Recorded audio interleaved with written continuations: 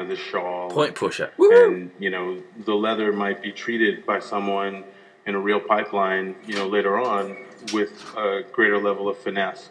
The face paint, you know, but just to try to get a buy-off on the general look and feel of the character in a pose, you know. It's really difficult to get a buy-off on a character when the character's just completely dead. And sometimes to go from something that is completely dead, neutral, and then actually pose it up or put a rig in it, you know, to pose it up, it can be a little time consuming. And what I like about ZBrush is just in a few hours you can actually get to something with a little more finesse. So I'm going to show you some of the milestones that I use to try to look at this guy. I'm just going to time myself and just say, you know, I'll sculpt for 10 minutes and then I'll move on to the cooking show version where it's like, here's what it looks like after you put all the paprika on it or whatever. So now, the way that I started this character, or one of the ways that I like to start characters, if I'm working from a strong concept, you know, either that I generate or I get from someone else, I try to not necessarily start this way because things like proportions are already figured out for you. But if I'm really just starting pie in the sky, I like to start this way because it gets me thinking about what I think the right things are right away. So we'll just start with this polysphere, and you'll notice it's in Lightbox, it's this one. It's the polysphere here, and it reduces all the way back to a cube. So for me, if you hit reconstruct subdiv a couple of times, you can actually get it to reduce. And I'm going to duplicate this a few times and just hide the duplicates. And the first thing that I want to do is go ahead and just get the silhouette of a head, right?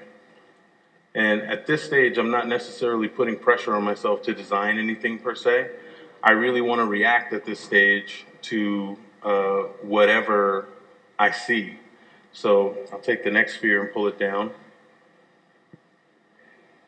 Paul's going to yell at me for using the old style navigation. All right, so now I'll pull this sphere down and I'll start to make a rib cage, right? And really, it's not really technically going to be a rib cage. It's going to be kind of this weird rib cage shoulder girdle combo. But what it'll allow me to do really quickly is to establish an attitude for my character. I'm sorry? Sorry. It'll allow me to establish an attitude for my character. So I'm just going to go ahead and place this back here, transpose it back, and then I'll go ahead and do one more as a pelvis. And this is all pretty easy to set up, right? Just the move tool. And now the very first thing that I want to start thinking about with this character, because again, at this stage, I'm just looking for gesture, right? So with no connective tissue between these, I can start to say, well, if I take the head, pull it way forward, and then take the hips, kind of pull them forward a bit. Now I've got this kind of old man feel, right? Where he's kind of like hunched over. If I take the hips and push them back and take the head and push it back, now we'll get something that hopefully feels a little more heroic. You know, so now we can take this, and you know, now we've got someone who's a hero, right? So let's start with that, and I'll take this last sphere, and I will just make a little neck column. And the other thing that I try to think about at this stage is just the general silhouette and cross-section, right? So in just a couple of minutes, I can kind of set this up, and I like that it gives me complete freedom. And you know, I used to do things like start from a base mesh or start from Z-spheres, and then I took a class with the sculptor Steve Wang, and I saw the way that he treated an armature, and really he was designing the shape, and everything that I had sculpted physically before that was based on receiving a design. And because he was designing a shape, he did this technique where he just added a bunch of little clay balls to a very simple armature and a T-pose, and then kind of posed the armature.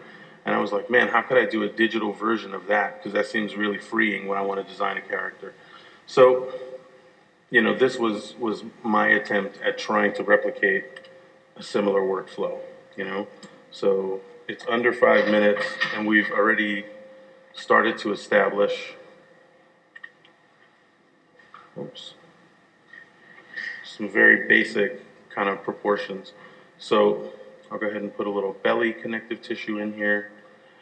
And the other thing that this does for me is it gets me thinking in the round right away. And what I mean is a lot of characters really suffer from having kind of planaritis, right? The front is the front, and the side is the side, and the back is the back. And when you look at them lit, you really see that it's almost like, you know, they're only built orthogonally. And by working with these rounded shapes, if I really pay attention this early and I say, well, he's going to be really broad-chested, I can kind of drop this back, then that sets me up for success when I go in to drop in the clavicle and to pick where the pit of the ribs are and things like that. So I'll just merge these guys really quickly. All right. And then I'll just dynamesh them together.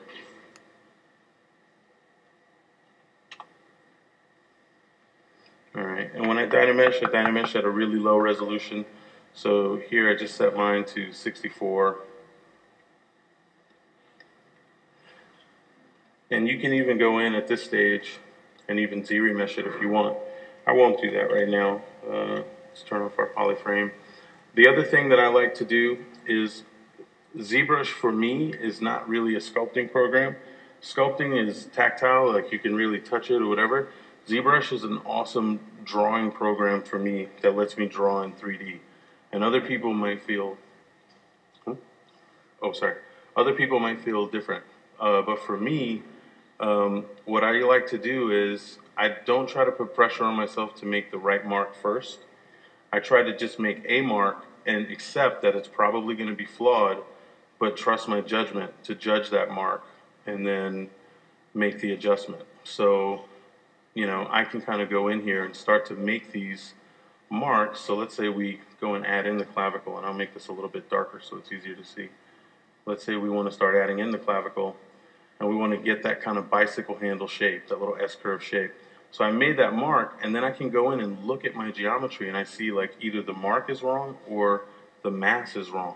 So let's treat it like the mass is wrong, and now I can kind of course correct, and I haven't gone down the path of that thing being wrong for a while, right? So it's like a way to just quickly error check, you know, when I'm first blocking out a shape. And let's see.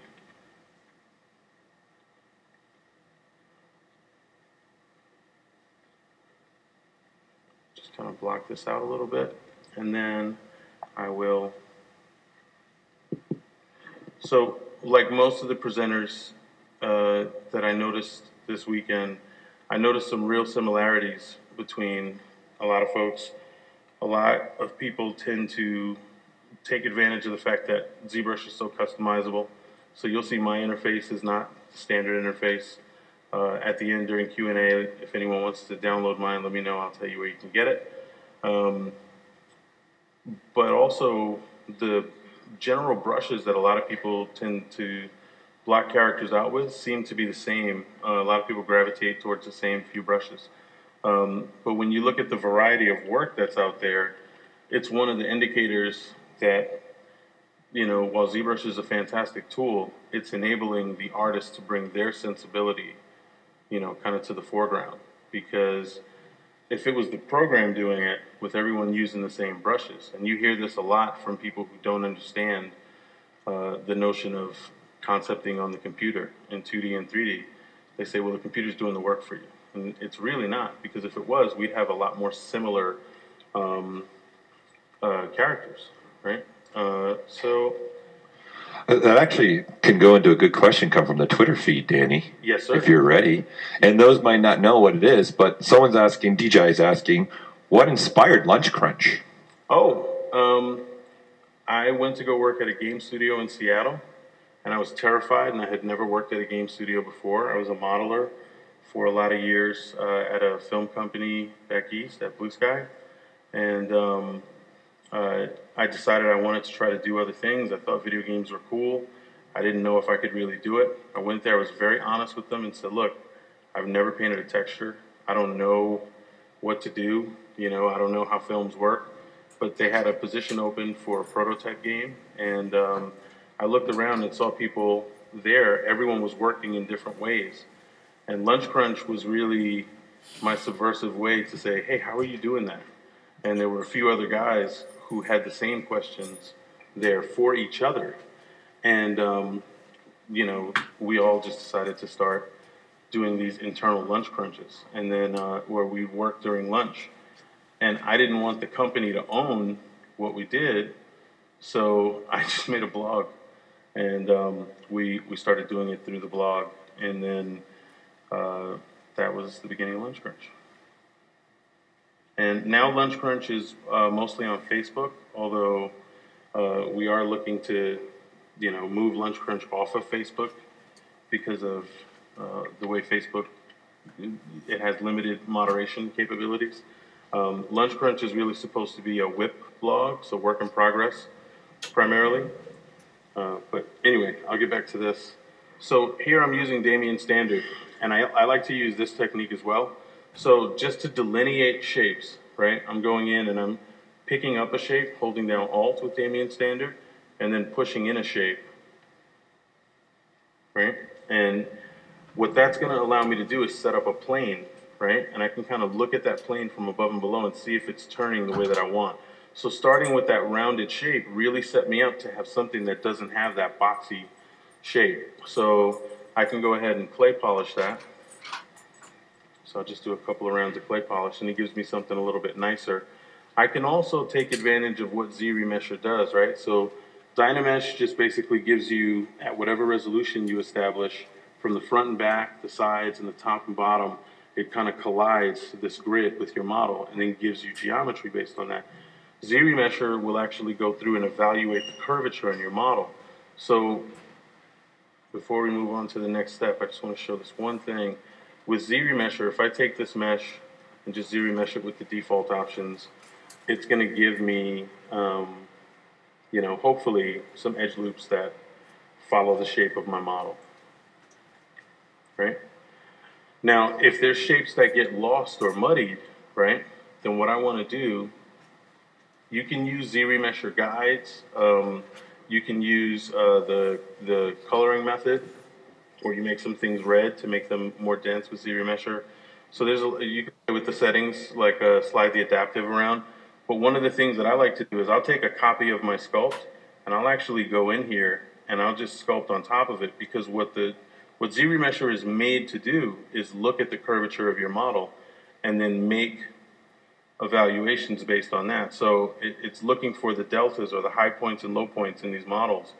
And now, if I do something like this, it looks pretty terrible, but I'm actually tracing out where I want my edge loops to go. And if I ZRemesh this, we'll see we should get something that follows that curvature through the clavicle a lot nicer. So sometimes I duplicate the model and then just give it something like this. And if we look at the topology, it gave me topology that followed my shape pretty well.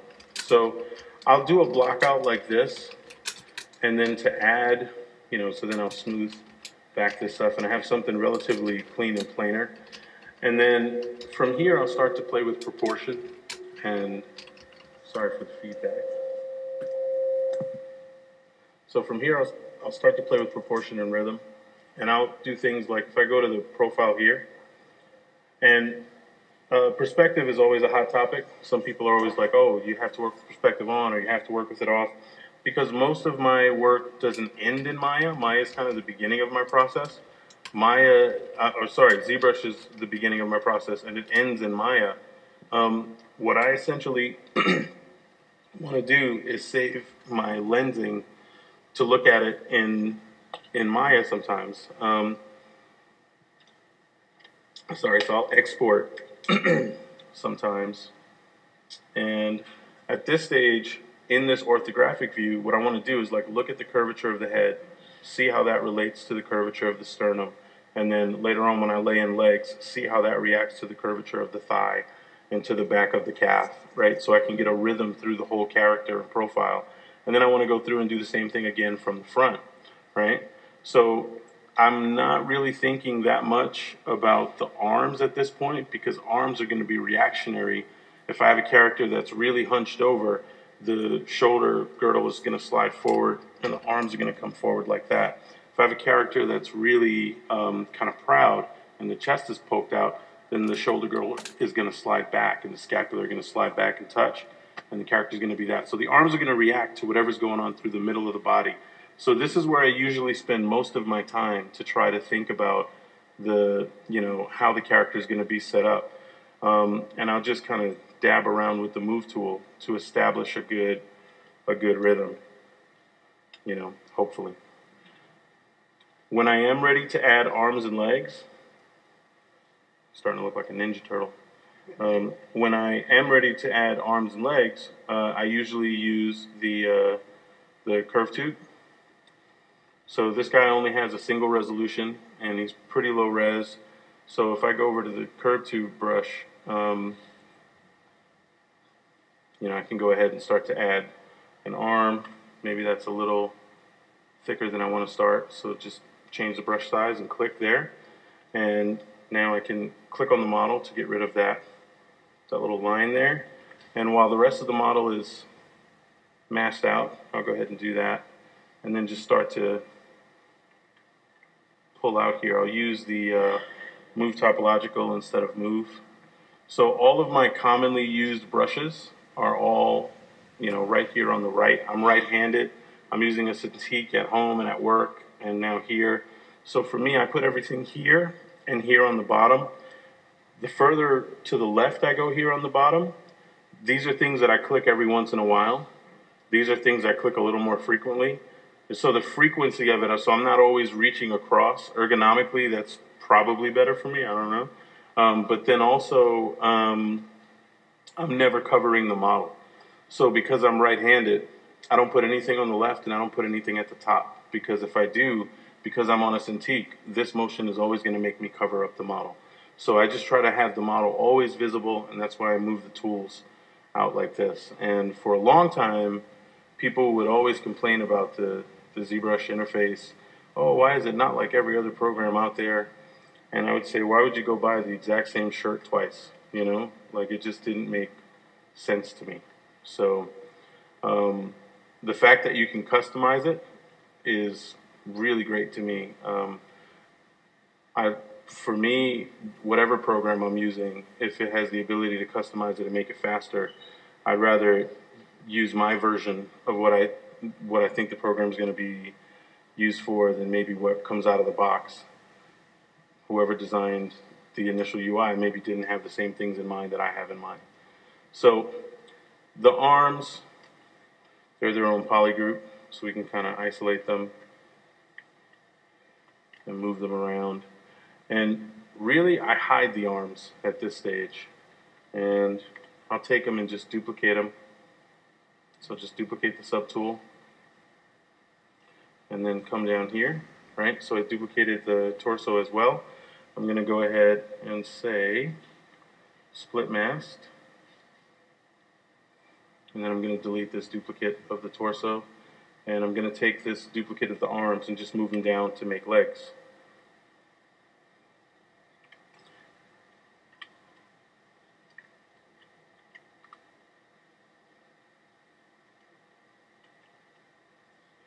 And something I learned from Mr. Ryan Kingsland a long time ago is to basically, as much as you can, with the rotation component of transpose, if you can treat it more or less like a lever, so you can kind of align the view and then just set yourself up with a lever, it just becomes a lot easier to work with. So I've been doing that for a while and I really like that. And then now just try to find an attitude through the legs. And without even adding volume or anything to the legs, I can start to look and see what this is, this curve, and just say, okay, well, if the knee's there, I'll start to curve the leg back. Because again, when I turn it, I want to have that feeling that these things arc around, right? So maybe the hips here you know, don't need to be that wide, and the ankles don't need to be that turned in. So I could play with that for a while, but essentially what that's going to get me is to here.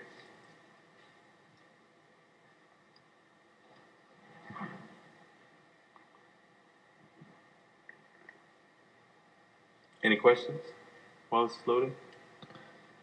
That's the fastest sculpt I've ever seen. Shut up. Shut up. Magic part of the show. No, so this is basically more or less where it'll get me, right? Where I've got things kind of blocked out, you know, that probably will take, you know, anywhere from half an hour to an hour to just get the mask blocked out. And I often like switch over to flat color with a darker color sometimes. Oh, he's already got his color locked in, so I'll just leave that. But basically, you know, just to kind of see what I'm getting shape-wise, and then the very first thing that I want to do, oops, let's go over here and get our select lasso. So there's a Twitter question, if you want to take this one, Sure. Danny, from Climb Smith.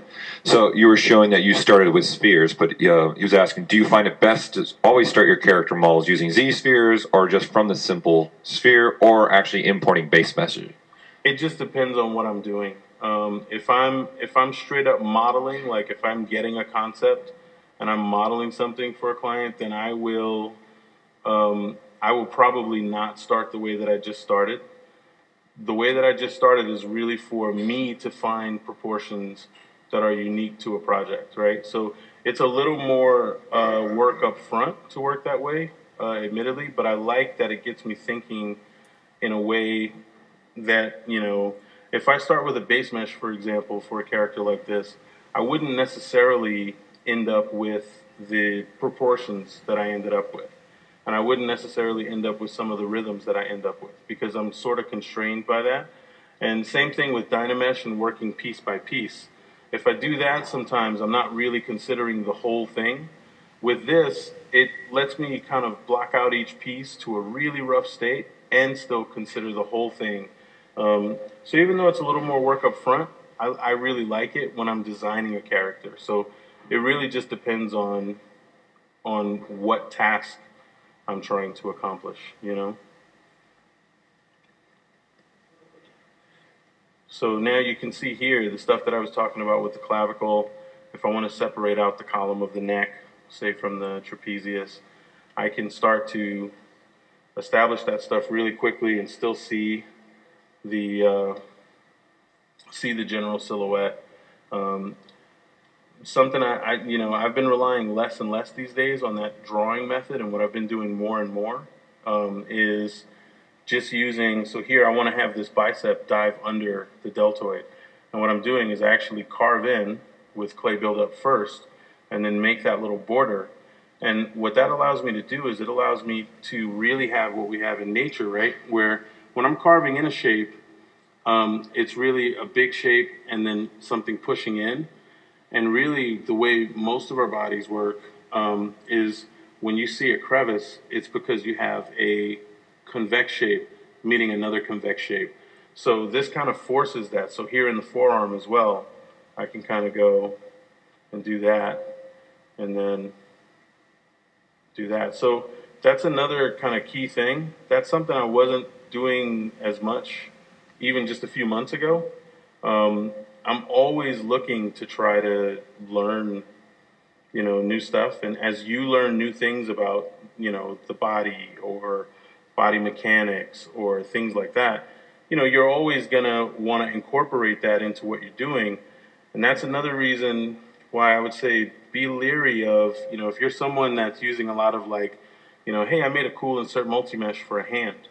Well, later on, if you learn something about a hand, don't shy away from using something like insert multi-mesh. Just update that hand, right? Otherwise, it's going to reflect the level of knowledge you had when you embarked on that, you know, and you may progress.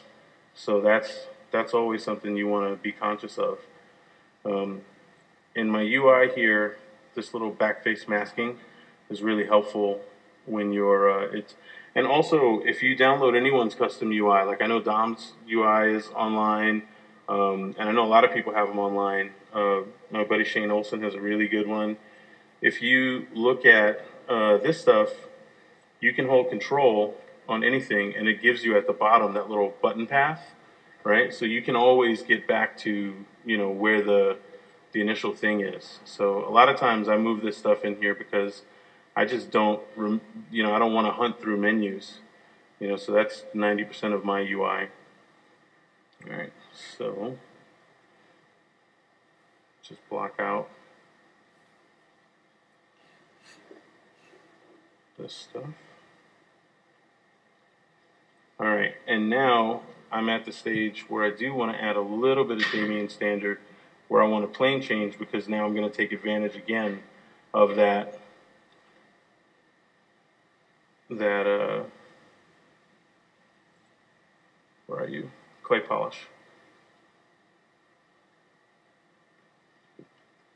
All right, so now let's go ahead and say clay polish, and I have something that blocks out the shapes relatively well. And then I can continue working on that. Clay polish puts a little mask on things, so you have to clear the mask. Make sure you're not doing it double when you dynamesh, or else you're going to end up with a re-dynameshed thing.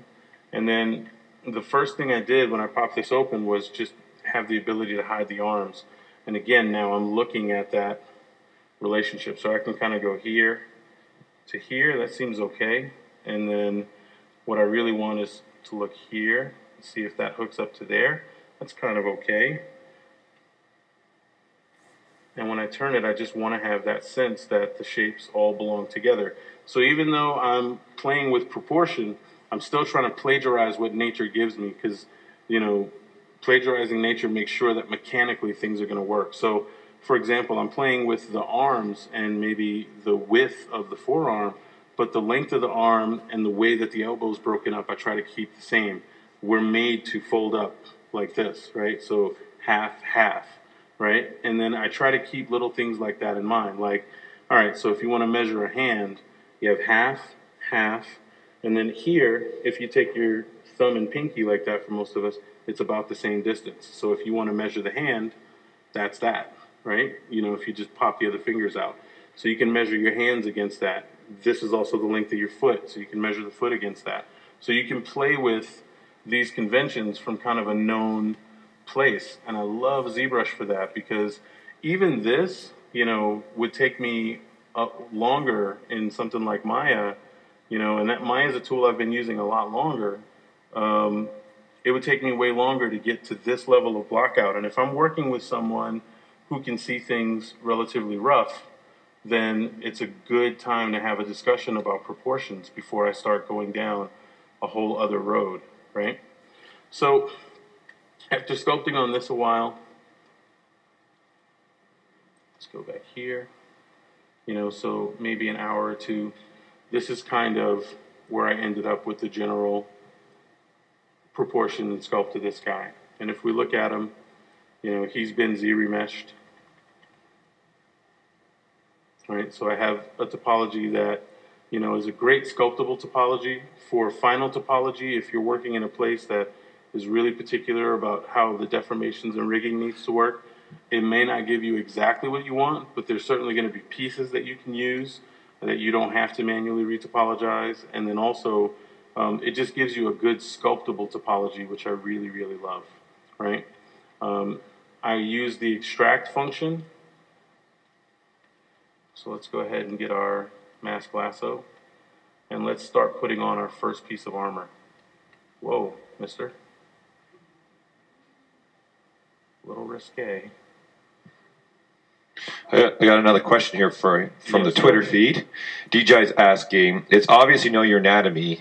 Could you talk about its relevance even for a stylized character to help push the believability? Oh, absolutely. And I mean, so you have to know the right amount. This is going to be a totally weird analogy, but my family can attest to the last few months I've been obsessed with the show Chopped. Have you guys ever seen that show? And basically, what I love about that show is sometimes you'll get a cook on there, and they get these weird things in this basket, and they have to cook them. And they get something, and they go, oh my God, this is really acidic. It needs blah, blah, blah to balance it. having that knowledge of, you don't know what that thing is and you've never tasted it, but you know what the quality of it is. And then you know what the balance is to counter that, to make something positive. That's how you should, for me, that's how I think about ZBrush or anatomy or any of that stuff. I'm not trying to get the finished cake. A lot of people want the finished cake. I want the recipe to make the cake. And then I know, oh, I added a little too much cinnamon. I got to counter it with this.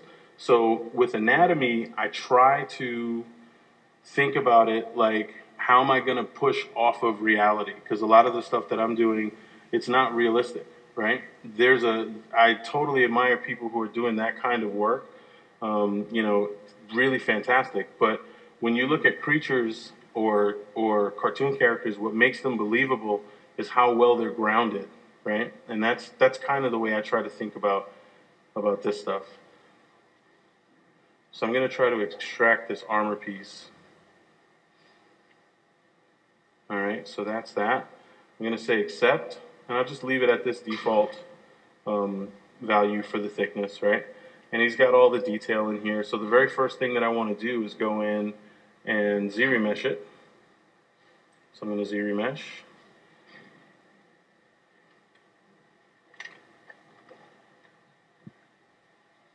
You know what, actually I'm going to stop that, and then I'm going to go back and redo that at a lower res, so that way it goes quicker.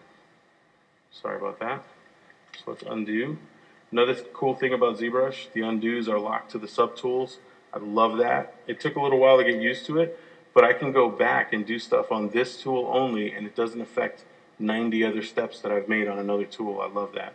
So now, it's a very unique feature. I don't know of another program that has anything like that, and I like it a lot. So let's try and extract here, way faster, accept. Now go down to this tool, and actually before I ZRemesh it, I'll just go ahead, because you get that little mask around it, I'll go ahead and smooth it, and that's going to bring it closer to the original silhouette that I masked off, so we won't get so much crashing in the arms and things like that. And then I'm going to ZRemesh that, and we could probably go down in res, so I'll go down to 1000 and ZRemesh it, and if we look at it, we get that. And I'll ZRemesh it a couple of times, and we'll actually see that it'll relax. And that's the beginning of, you know, kind of the armor piece that I want to use, right? And I can go through and make several armor pieces like that. Now, for our class, what we did was we went through and made armor pieces, or for my character, I made armor pieces like that. And eventually, we retopologized. Now, everybody in here is familiar with the process of retopologizing, yes? Oh, yes, yeah, I am. Yeah, so, yeah, it's just the most boring thing in the world, right? That and UVs, right? So, this is what a retopologized version of a further iteration of that character looks like, right? So, I use Maya for my retopo just because that's what I'm, you know, used to. It's what I use at work. And I know ZBrush has fantastic retopology tools. A couple of years ago, when they first came out, I was lucky enough to demo them at SIGGRAPH. They are out of the box a little bit finicky, but when you get used to a couple of little things, it's actually not too bad at all. And if I only had ZBrush, I'd be happy to retopo in it. But because I have access to Maya and the modeling toolkit now, I end up using that a little bit. So this is all the kind of individual pieces retopologized. And if you notice, I have two sections here, one called rigged and one called not rigged, right? And in fact, I'm actually going to take the skin and I'm going to break the skin out into its own piece as well. So I'm going to say split, split hidden, right? So now I've got the skin, the rigged pieces, and the not rigged pieces. And I'll rename this really quickly. Let's call this rigged. All right, and let's call this skin. I know sometimes I'm going to use Transpose Master. Sometimes it doesn't like when you have numbers in the names. So I'm going to go ahead and take this skin, and what I'm going to do is, let's turn off not rigged, and up here in Z plugin, Transpose Master, I'm going to turn on layer and Z-sphere rig, right? And I've been using this more and more to pose my characters. So I'll show you kind of the mechanics of this. It takes a little while to do the real spin of like trial, error, trial, error, trial, error. So I'll show you kind of the basics of it and then kind of show you what the posed one looks like, right? So I'm going to go ahead with those two things turned on. I'm going to say T-pose mesh, and it's going to take a second, and it's going to give me a transposed mesh, meaning that this mesh is all combined into one piece, even though it's different subtools. So it drops every subtool down to its lowest subdivision level and then combines them into one tool. So I'm going to go ahead and hit X on the keyboard to turn on my symmetry, and I'm going to take this guy, scale him right into the body here. And we're going to be able to use these spheres to rig this character pretty quickly and pretty efficiently. So I'm going to draw out a Z-sphere, and let's make the brush smaller. And I'm just going to move it all the way up to the head there. And then I'm going to hit Q, and that's going to allow me to draw new Z-spheres in here. W to move, Q to draw, E to scale. So I'll just put one big Z-sphere in here. And then Q again, and I'll just draw off a little shoulder. And then for me, I always like to kind of draw the start and end of the chain instead of drawing each segment, because that gives me a pretty good like kind of straight line through that way instead of having to deal with each segment. And then if I need to go into a segment, I can just hit Q and add more segments, right? So I'll just put something in there roughly for the elbow, and then I'll just put one thing in here for both legs for right now.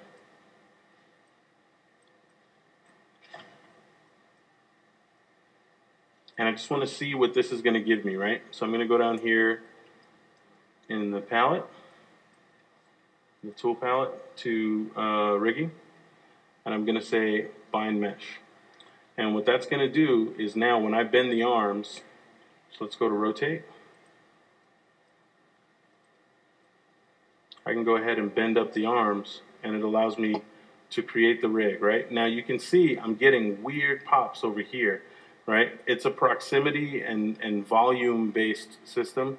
So now what I can do is, let's go ahead and I'm going to turn off bind mesh. And I'm just going to, now this is going to look strange anatomically, but I'm just going to go ahead and go into these Z-spheres, and I'm going to either try to scale this out a bit. So now it's closer to those points, and hopefully it takes up those points as part of their weight. If not, I'll actually draw another little Z-sphere off of here that just follows that Z-sphere. So let's just see what we get. Bind mesh. Let's try and rotate the arms again. And now those points don't move as much, but we can see the points up here move a bit. So that's the trial and error part, right? Where you got to go in and kind of try a few different, positions and scales for your Z-spheres. But the beautiful part of this that I really, really love is at the end, down here, right? If you say delete mesh, I can take this. If this is a Z-sphere that really works for a mesh with those volumes, I could save this as a Z tool completely separately, right? And I can do something pretty cool. So I'm going to go back over here, right? So this is the T-pose mesh that I got when I ran Transpose Master. And I'm going to use this Z-sphere on that. So actually, in fact, let's go ahead and delete that. And let's go back to, where are we? Nope.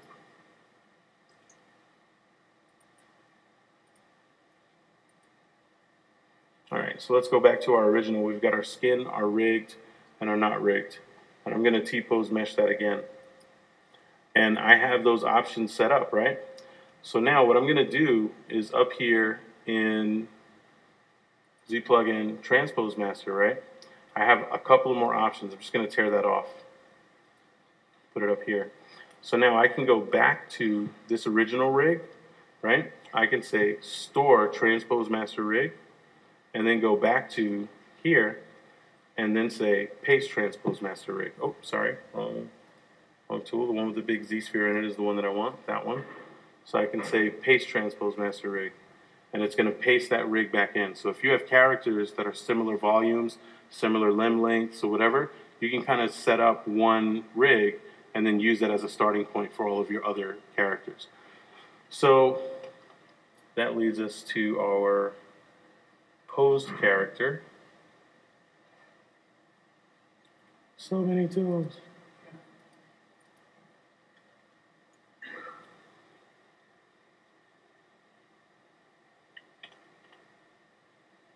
So this is what, our posed low-res character kind of looks like, right?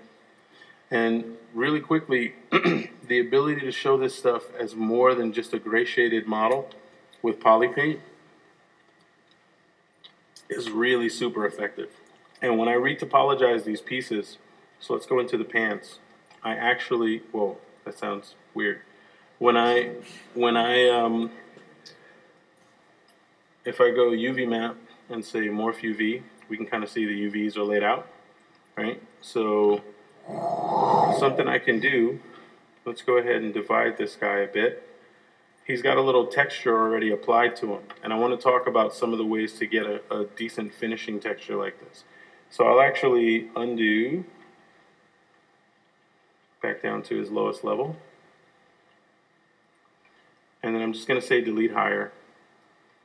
Or actually, I'll duplicate them and then say turn on solo, and then go to geometry, say delete higher, and now I'll just subdivide them a bit, and I'm keeping an eye down here in the lower left for me, so I'm getting up to 2.4 million polys, and I want to get a really nice simple texture on here for, again, quick concept things like this. Something I'm a big fan of is the surface noise. And what I'm going to do is I'm going to go to Lightbox noisemakers, and I use stuff like this all the time. You can make your own alphas for this, and in my original I have it as a separate alpha, but this is a good example. So I'm just going to double click that and then hide Lightbox, and then I'm going to go over to Edit and zoom in and just kind of move, and you can see you get this weird stretchy texture, but because he has good UVs laid out, if I click on the UV button instead of 3D, so now it's trying to do a 3D projection on this thing that's really twisted in space. If I click UV, it's actually going to give me something that lays out to the UVs, and if I click scale, I can go ahead and scale it down. I can change the color blending so I don't really get any color, so if I set that to 0, I won't get any color, and I can adjust the strength, right? Now you need to have enough polygons to or enough subdivisions to take advantage of this. And something you hear a lot is people who say things like, well, how many subdivision levels is a good number, right? I don't know what you have in the bank. So if you tell me today you have 6 times the amount that you had in the bank yesterday, I'll go, I don't know if that's good or bad. So it really just matters what you start with, right? What the thing that you start with will determine how many subdivision levels you have. If you start with something with 1 million polygons, you're not going to get a lot. Start with something that has, 100 polygons, you're going to get a lot, right? So if I take this guy, say, okay, we can see the surface noise on the mesh, but it's still not applied, right? So this is another thing where you got to play around a little bit. I'm going to go ahead and say, apply to mesh. Let's just see. All right, thinking. All right, pretty good, right? But, I forgot to sculpt in my detail first. So one of the other things I love about ZBrush, as opposed to other, sculpting programs that shall not be named, but one of the things I love about this is the way the brush system works. So if you hover over a brush, you see it says base type clay, base type inflate, base type clay, right? So there's a whole series of brushes. So let's go here, and I'm just going to look for the Form Soft brush, right? And Form Soft is a brush that will let you sculpt on top of this detail without adjusting the detail. So for example, really quickly, I got this assignment to work on something, right before lunch, and it needs to be done at 2:30. I can play with Whoops, sorry, let me turn off RGB. I can play with, you know, adjusting and adding a seam. Okay, cool. But now I want that seam to really feel like it's a seam. If I go into Form Soft, I can not only put in big wrinkles without really disturbing my texture. Let's turn up the intensity a little bit. There we go. So I can put in big wrinkles without disturbing the texture. But I can also use that at a smaller resolution to start to make this a believable stitch, right? A believable bit of fabric that's kind of pushed together. And now without too much work, I'm able to get something that will start to read, hopefully, as fabric, right? And it just little things like this, it really allows you to focus on the right stuff, you know? So I can really go in and kind of say, you know, to someone sitting in my proximity, hey, could you get in this pose real quick? You know, and I can kind of look at the wrinkle patterns on their pants and just say, okay, well, I think it would be more or less like this. And now I can kind of start something as opposed to just awfully winging it like I'm doing right now.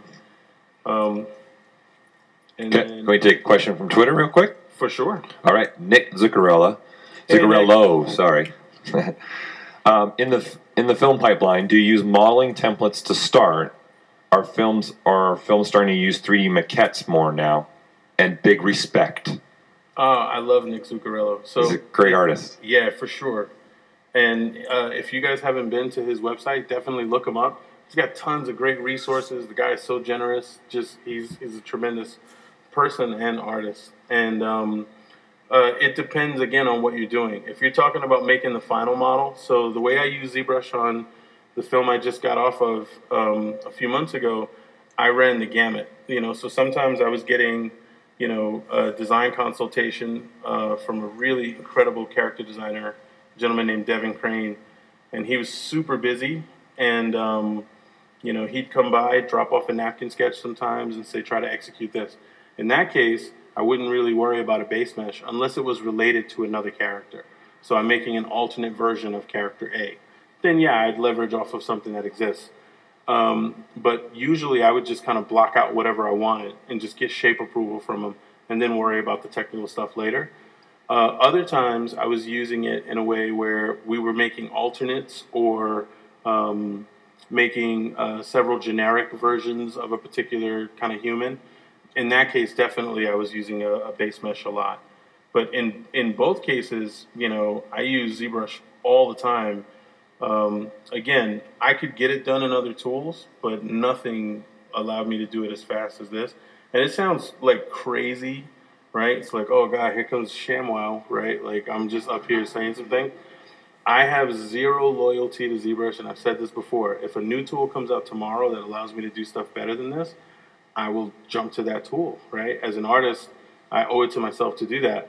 I've been using ZBrush for almost, you know, 9, 10 years, something like that, and I've never really had to do that. In fact, ZBrush, if this is the amount of work that I get done in a day, ZBrush used to take up this much, and it's just been pushing other tools out of the way for a really long time, you know, and I hope it continues and all the stuff that they're showing, you know, so my loyalty is conditional to it being the best program, right? And so far, so good, you know. We got a question here live on the floor, Danny. No, I don't deal with live questions. No, what's up? Okay, sorry. When you're reposing, do you use a second level for the pose and then the first level for T-pose, or? Oh, that's the one thing I didn't show with that. Yeah, it'll actually give you a layer when you use Transpose Master. We're running out. I don't want to go all the way back, but try it. When you turn on in Transpose Master the Z-Sphere rig, right next to it, there's a thing for give me a layer, right? And if you turn that on, it will actually give you a separate layer, so you can pop the whole thing at each subtool, right? So you can have 50 subtools. It'll pop each one back to its default.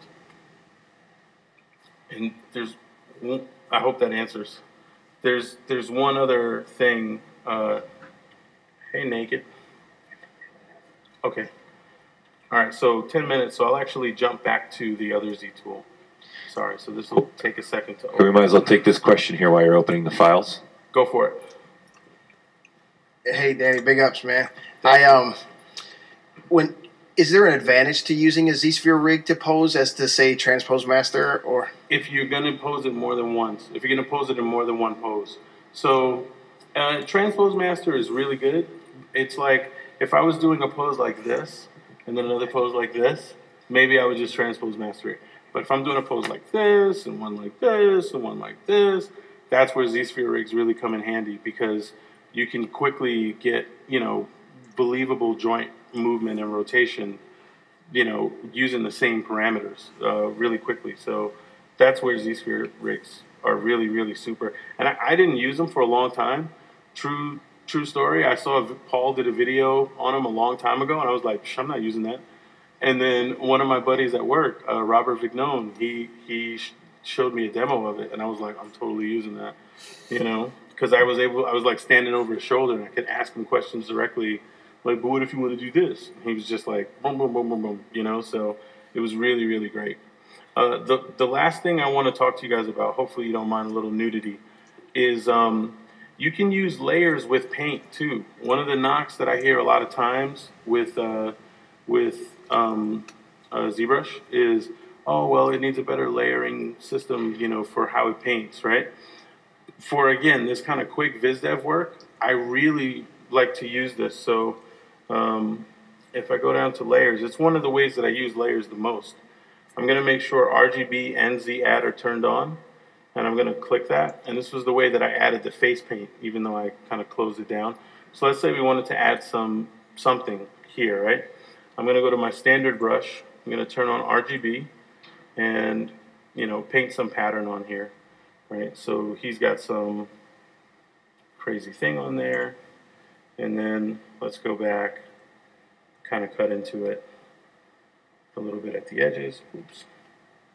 So C to pick up the last color. And this is kind of the way that I did his face paint. You know, and then just kind of cut out a big swatch.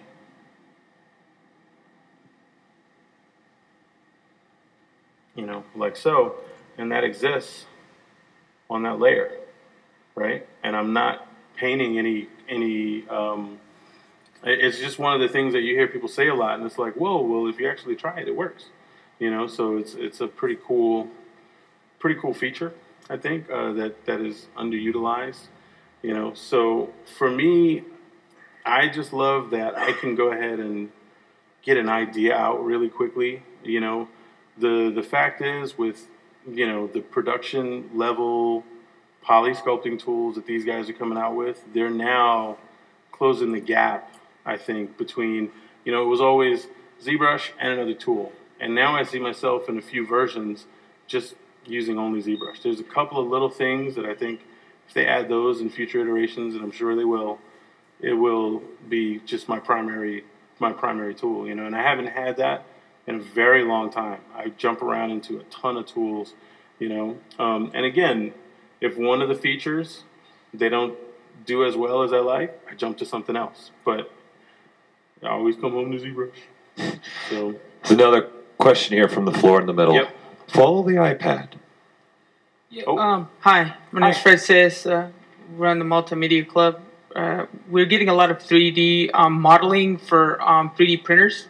Okay. And one of the issues we've been having is obviously posing is important because you have to give the client multiple poses to choose from. The only issue is like the crunching on certain folded areas. Besides going in there and smoothing, like obviously his arm being brought in, right, you're going to get a lot of crunchy goodness, right, and they're very picky about that. Right. I'm wondering if there's any kind of little trick that you might have, yep, to help us out. So I'm going to give a shout out to another group of friends of mine, Mold 3D. If you know their website or know their stuff, definitely check out their stuff. They have all kinds of tips and tricks for this kind of stuff.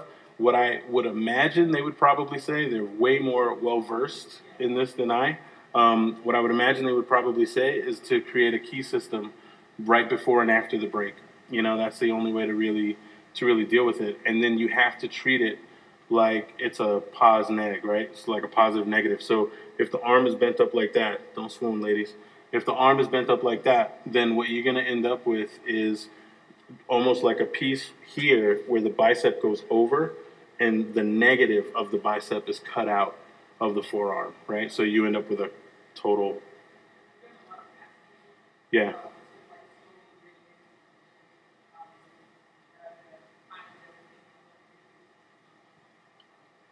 Yeah, no sweat, yeah. But definitely check those guys out. They have a lot of good information. Any other questions? Any other questions from here? Here's a question. It's just a quick one. What type of music do you listen to when you're sculpting? I grew up in the South Bronx in the '80s, so I normally listen to hip hop. NWA or something? What? I'm sorry? What, NWA or something? No, mostly Enya. No. Just a wide range. And I'm getting to a certain age where I'm just becoming a cranky old man about stuff like that. Where I'm like, it's not like it was in '92, right? So that's basically, but I'm all over the place. Some days I'll just listen to a bunch of new agey stuff. Some days I'll listen to classical. Some days I'll listen, I have a rock day, so it just all depends. And then I'll end with this. So this is, Maya has a viewport 2.0 shader, which is like almost like a game viewing kind of shader. And this is where we ended up with the character from class with just kind of a 3-point light system, and, the effects are all just super simple. And, for me personally, this technology is going to drive how I work on my reels in the future, No more like sitting there sweating over a renderer like, oh, God, I didn't realize the foot wasn't touching the ground. Like, now I can, not have to wait 20 hours to see that. I can see it pretty much real time. But ZBrush is a huge part of that. All the textural elements, all the layout and base and everything for this character. 90% of the character is here, and I'm just showing it someplace else. So to me, it's no different than like the Keyshot Bridge or something like that. It's just a way to see what you've done afterwards, right? So, and if you guys like what you see, take a class at UArtsy, so, but yeah, ZBrush is great. I love it. Yeah, I got one last question from Magdalena Dadella. Oh. Hey, Magda. So at work, when creating a character model, do you create a range of expressions for approval, like squash, stretch, neutral? Yeah, it depends on the job. So, like, it's weird. At DreamWorks, every show is run a little bit different, right? So it just depends on who I'm working with. On the show that I was on, working with Devin, I did that quite a bit. You know what I mean? So it's like you want to see 10 different hairstyles on a character, or 10 different facial expressions on a character, or how two characters relate to one another, both posed around each other. Those are all areas where I would use ZBrush quite a bit. So. All right, guys. Danny Williams, everyone. Thanks, guys.